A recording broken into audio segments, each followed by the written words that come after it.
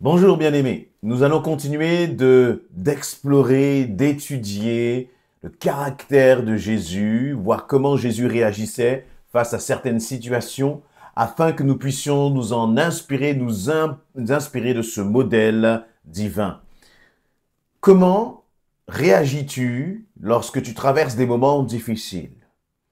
Comment réagis-tu lorsque peut-être même tu as été parfois blessé par le comportement de quelqu'un qui t'est cher? Comment réagis-tu lorsque tu as été peut-être, tu te sens incompris par même le comportement de l'Église, parfois? C'est intéressant de voir que dans nos moments de détresse, dans nos moments de souffrance, très souvent, nous avons une tendance à nous isoler, une tendance à se mettre à part. Élie l'a fait lorsqu'il a eu des problèmes avec les menaces de Jézabel, la femme du roi Akab, et puis il s'est retrouvé là, finalement, à force d'isolement, dans le désert, demandant au Seigneur de lui enlever la vie. Et on le voit aussi, et on l'entend, je l'entends régulièrement, des frères, des sœurs qu'on ne voit plus à l'église, on me demande mais comment ça se fait que tu n'étais pas là? Eh bien, ils vont vous dire, eh bien, je me sens mal ou j'ai des problèmes, donc j'ai préféré m'isoler. Mais je crois réellement que c'est une technique, c'est une stratégie du diable de nous isoler ou de nous suggérer de nous isoler ou de nous pousser à nous isoler lorsque nous n'allons pas bien. Au contraire. Et d'ailleurs, c'est ce que l'on voit dans Matthieu chapitre 26. Jésus, comment va-t-il réagir dans ce moment d'angoisse lorsqu'il est dans le jardin de Gethsémani? Matthieu chapitre 26, à partir du verset 34, il nous est dit, là-dessus, Jésus arriva avec eux, donc avec les disciples, en un lieu appelé Gethsémani, là, sur le mont des Oliviers. Et il dit à ses disciples, asseyez-vous ici, pendant que je vais prier là-bas. Il prit avec lui Pierre et les deux fils de Zébédée. Il commença à être envahi d'une profonde tristesse et l'angoisse le saisit. Alors il leur dit, je suis accablé de tristesse. Restez ici à en mourir. Restez ici et veillez avec moi. Puis il fit quelques pas, se laissa tomber la face contre terre, pria ainsi, ô Père, si tu le veux, écarte de moi cette coupe, toutefois que les choses se passent, non pas comme moi je le veux, mais comme toi tu le veux. Bien sûr, c'est un passage que j'ai partagé récemment sous un autre angle, une autre approche de ce passage-là. On a tiré d'autres leçons. Mais là, ce qui m'interpelle, c'est le fait et à une deuxième fois, finalement, Jésus va s'éloigner un peu, les disciples vont être à côté, mais ils vont s'endormir. Jésus va revenir vers eux, puis il va un peu les réveiller, il va leur dire, mais vous n'avez pas su veiller avec moi 1 heure. Et finalement, eh bien, Jésus va repartir prier, et puis là, les disciples vont s'endormir encore, à nouveau. Voyez? Et donc, et Jésus va continuer là de prier. Et c'est intéressant de voir quel est le contexte de ce passage du verset que je viens de lire.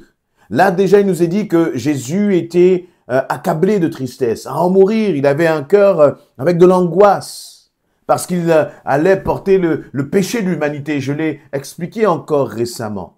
Ce qui est intéressant, c'est que de voir encore un petit peu avant cela, qu'est-ce qui se passe? Parce qu'il nous est dit au verset 36, là-dessus, Jésus arriva avec eux. C'est-à-dire, dans ce contexte-là, Jésus arriva avec eux dans un lieu appelé Gethsémani. Quel est ce contexte? Qu'est-ce que c'est que ce là-dessus que nous voyons dans le verset 36? Et c'est important de réfléchir à cela. Juste avant, qu'est-ce qui se passe? Eh bien, il se passe que Jésus va parler avec Pierre. Et il va expliquer à Pierre que, eh bien, il y aura une nuit, justement, où Jésus va être attrapé, accusé et crucifié, et que les brebis seront dispersées. Et là, Pierre va dire, eh bien, moi, Seigneur, tant que je serai là, jamais une telle chose ne t'arrivera. Jamais, Seigneur éternel, je te laisserai. Et c'est là que Jésus va dire à Pierre, eh bien, avant que le coq ait chanté, tu m'auras renié 3 fois. Jésus, juste avant ce passage à Gethsémani, va annoncer à Pierre le reniement de Pierre. Remontons encore d'un cran. Juste avant que Jésus annonce le reniement de Pierre, Jésus va partager le temps de la scène, le pain, le vin pendant le repas. Il va partager cela avec quelques chants pour cette période de Pâques avec les disciples. Et c'est aussi à ce moment-là que Jésus va dire aux disciples que parmi l'un d'eux, l'un va trahir Jésus. Il y a eu comme une forme de trahison de la part de Pierre, trahison de la part de Judas. Si on continue de remonter toujours dans ce même chapitre 26, que se passe-t-il? Eh bien, une femme, à un moment, va venir avec un parfum de grande valeur. Il nous a dit un parfum de myrrhe. Et elle va déverser ce parfum sur la tête de Jésus. Et au lieu de se réjouir de ce don que cette femme est en train de faire à Jésus, les disciples vont regarder cette femme et vont dire, mais pourquoi un tel gaspillage? Ils ne vont pas comprendre que Jésus devait être honoré à ce moment-là. Et eux vont considérer cet acte d'adoration de cette femme comme un acte de gaspillage. Jésus était entouré finalement de disciples qui ne comprenaient pas les choses qui étaient spirituelles. Vous voyez, qui réagissaient même de façon charnelle. Quelle déception peut-être dans le cœur de Jésus. C'est moi qui rajoute cela. J'ai dit, quelle déception peut-être dans le cœur de Jésus. Et vous voyez, et juste avant, au début du chapitre 26, que se passe-t-il? Il nous est dit que les chefs religieux étaient en train de comploter pour s'emparer de Jésus, pour le faire mourir. Quel contexte pesant. Vous voyez, avant d'arriver à Gethsémani, il y a eu tous ces éléments pesants qui se sont succédés les uns après les autres.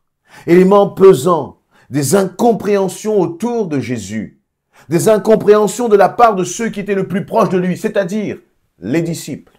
Incompréhension de la part de ceux qui étaient, j'allais dire, dans le cercle extérieur de Jésus, même ces chefs religieux qui cherchaient à le faire mourir. Et c'est intéressant de voir d'ailleurs que Pierre avait fait de belles promesses à Jésus, comme nous pouvons en faire nous aussi. Et finalement, Jésus lui va dire, mais avant que le coq chante, tu m'as renié 3 fois. Et Jésus, le cœur plein d'angoisse, de tristesse, c'est finalement ce même Pierre à qui il va demander, « Pierre, je suis angoissé. Jacques et Jean, je suis angoissé. Venez avec moi pour prier. Venez avec moi pour prier. » Et je crois que là, il y a quelque chose de puissant pour chacun de nous à apprendre de l'attitude de Jésus. Il leur dit, « Restez ici, veillez avec moi. » Voyez, nous prenons comme excuse que les choses ne vont pas bien dans nos vies pour commencer petit à petit à nous mettre à part, à nous éloigner des frères et des sœurs, à nous isoler. Appelez ça comme vous voulez. Mais je crois que ce n'est pas à cela que le Seigneur nous appelle. Au contraire, Jésus lui-même, dans son plus grand moment d'angoisse, il n'y a pas d'autre passage dans les évangiles où on voit Jésus qui va dire à ses disciples, « Venez avec moi pour prier. » Non, il n'y a pas d'autre passage. Le passage où on voit cela, c'est finalement un passage dans lequel on voit, dans lequel il nous est relaté l'angoisse, la tristesse que Jésus était en train de traverser, avec tout le contexte que je viens de vous partager avant même ce passage de Gethsémani. Et si Jésus a fait cela, c'est pour nous montrer que dans nos moments de difficulté, dans nos moments d'épreuve, de souffrance, dans nos moments même d'incompréhension vis-à-vis des autres, ce sont dans ces moments-là que nous devons chercher à rester en communion avec les autres. Pas pour rigoler, pas pour blaguer, mais pour prier et chercher la face de Dieu ensemble. Et je crois qu'il faut refuser cette question d'isolement. Il faut refuser de rentrer dans la stratégie du diable qui va consister à te mettre dans un coin tout seul et à te battre de coups, à coups de pensées, de découragement, d'abattement, de tristesse, pour t'emmener même parfois dans de la dépression. Alors peut-être vous allez me dire, non, tu exagères, pasteur, mais je n'exagère pas. Parce que lorsqu'on commence justement à rentrer dans ce que l'ennemi veut, petit à petit, il vous tue à petit feu. Et c'est pour cela, et David d'ailleurs va dire à qu'il est doux et agréable pour des frères de demeurer ensemble, parce que c'est là que coule la bénédiction. Et je crois que nous devons privilégier ces moments-là. Bien sûr, il y a les temps de mise à part, où là nous cherchons la face de Dieu. Mais les temps de mise à part où nous cherchons la face de Dieu ne doivent pas nous amener à des temps d'isolement vis-à-vis des frères et sœurs. Ces temps de mise à part avec la face de Dieu ne doivent pas nous mener à des temps d'isolement vis-à-vis de l'Église. Parce que c'est dans l'Église que sont manifestés les dons spirituels. C'est dans l'Église que se manifestent les ministères dont vous et moi, nous avons besoin pour tenir ferme et aller de l'avant. Voyez? Et je crois qu'il faut être équilibré dans ce sens-là. Nous sommes dans une société qui est individualiste, chacun pour sa part, chacun dans son coin.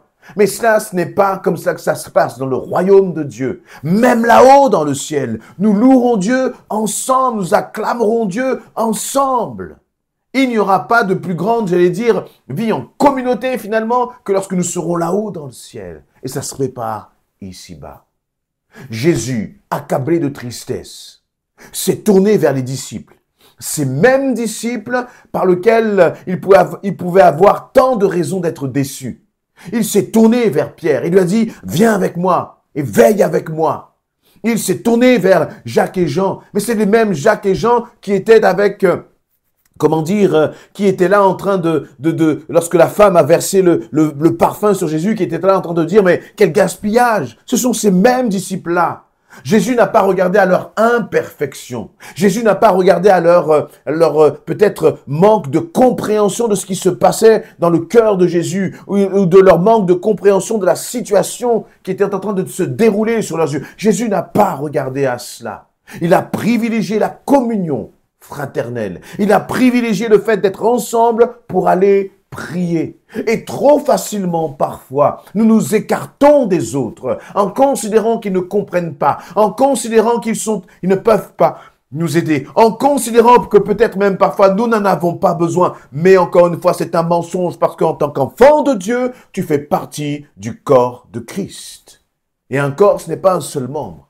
Un corps, c'est l'ensemble des membres réunis.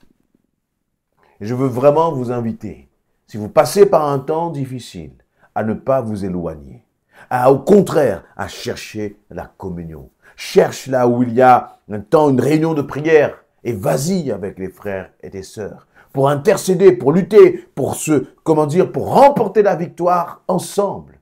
Et peut-être que là tout va bien, mais si demain, tu passes par un moment difficile, que cette parole résonne à ce moment-là dans ton cœur, et refuse, encore une fois, l'isolement, mais cherche la communion avec le corps de Christ. L'Église n'est rien d'autre que le corps de Christ, dont Christ est à la tête. S'éloigner de l'Église, c'est s'éloigner du corps de Christ. C'est donc aussi s'éloigner de Christ.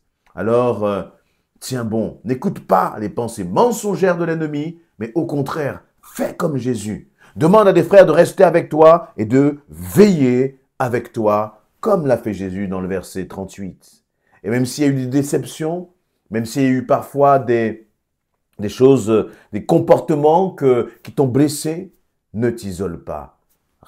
Mets-toi, cherche encore une fois des frères et des sœurs. Et à travers ça, je crois que le Seigneur va te parler, t'encourager, te fortifier et te restaurer. Amen.